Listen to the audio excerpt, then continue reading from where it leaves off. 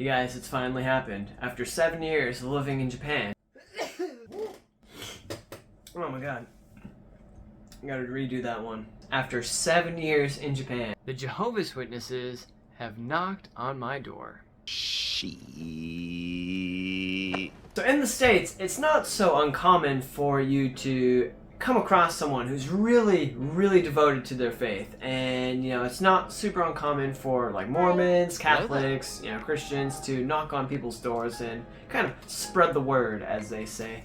I wasn't really expecting it in Japan because, of course, most Japanese, be it Shinto, Buddhist, whatever, they tend to not be so preachy. They tend to not really kind of speak about it in public unless you bring up the conversation. It's generally not something that ever even comes up. And just to be clear, I have nothing against religion. You do you, man. Whatever makes you happy. It's just not my thing. So there's like the 3 taboos: politics, religion, and then I forgot the other one. Maybe it's like income, something like that.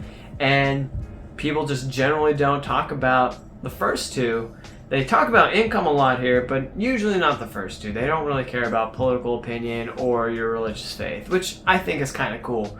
Maybe they'll say something like, oh yeah, my family is Shinto, but I don't really go to the shrine and pray, or my family is Buddhist, but I don't really go to the temple much. These 2 little old ladies knock on my door, and of course I'm thinking, oh, yeah, maybe they're neighbors. Maybe they're really friendly, right? So I open up the door and oh snap, it's a foreigner. What do we do? And then one of them actually manages to muster up the courage to speak in English. So it's like, okay, you know, she's given an effort. Let's see what she has to say. And then bam, have you heard of the death of Jesus Christ? I'm like, ma'am, I'm from America. I know. She's like, oh, great. Here you are. Would you like me to explain more? As if I said nothing. She just continued on the script. If you're interested, here, please take this. I don't want to be rude, so, you know, of course I take it and I open it up and kind of curious as to how they approach their little advertising. I look in the first page, bam, there's a little part right here that says, 将来について心配する必要はないと言えるのはなぜ? Basically meaning, it is said that in the future, there is no reason to worry about anything. Why is that? And then, you know, it goes on about, you know, Jesus Christ died for our sins, that kind of stuff. Kind of reminded me of 2 things. One, if I open the door and see 2 Japanese ladies, I am not going to suspect anything. That is genius marketing. Like, in the States, you know, you're not gonna, you know, say no to 2 old sweet ladies, right?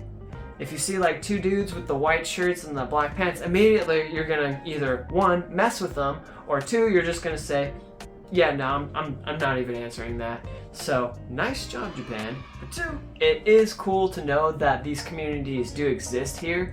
Moving from another country to Japan can be a really lonely experience, and, you know, before I never really thought about it, but it's actually kind of, you know, a common thing where people just need a community. So I looked it up, and actually there are quite a few churches, venues around the Osaka area and Tokyo as well. So if you're moving from Japan, kind of need to get used to things, need a community, that's honestly like probably one of the best ways to just like start getting in the community, even learning Japanese, because, you know, you're immersed in the culture and the language. But yeah, it gives you something to think about. If you like the video, like that video. I plan to make a lot more content in the future now that things are a little settled down. I have more time and a lot more ideas kind of flowing right now. So we'll see what happens in the future. Have a good day, and I'll see you guys in the next one. Peace.